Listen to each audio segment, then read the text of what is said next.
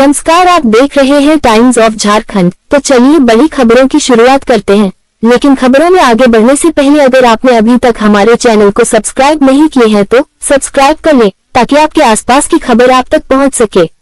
Middle east में जारी जंग के बीच अमेरिका के राष्ट्रपति डोनाल्ड ट्रंप ने गुरुवार 19 मार्च 2026 को दावा किया कि ईरान की न्यूक्लियर एयरफोर्स खत्म हो चुकी है।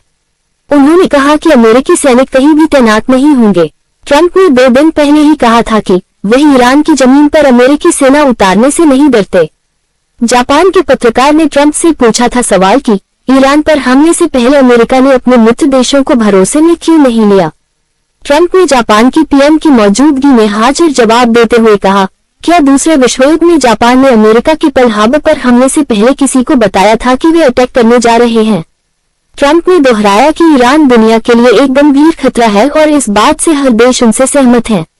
उन्होंने कहा, मैं कहीं भी सेना नहीं भेज रहा हूं। अगर भेज भी रहा होता तो मैं ये बात किसी को नहीं बताता। ईरान की नौसेना और वायुसेना पूरी तरह खत्म हो चुकी है। उनके एयर डिफेंस सिस्टम खत्म हो चुके हैं। हम जहां चाहे वहां उड़ान भर सकते हैं। कोई हम पर हमला नहीं कर रहा है। ट्रंप ने कहा, हम जब चाहे तब खत द्वीप पर कब्जा कर सकते हैं। मैं उसे बस एक छोटा द्वीप कहता हूँ। वह पूरी तरह सुरक्षित है। हमने वहाँ कुछ पाइपों को छोड़कर सब कुछ तबाह कर दिया है। ट्रंप ने कहा, हमारे पास दुनिया की सबसे शक्तिशाली सेना है। हमारे पास बेहतरीन उपकरण हैं।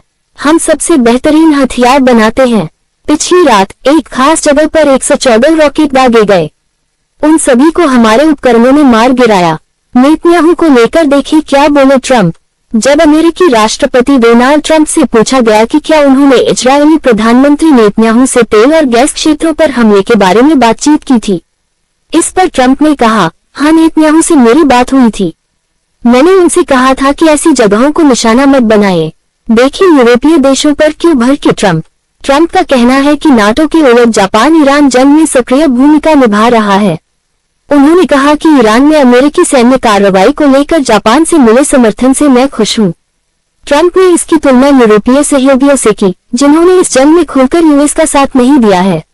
उन्होंने कहा, हमें हर मामले में जापान से जबरदस्त समर्थन और अच्छे संबंध मिले हैं।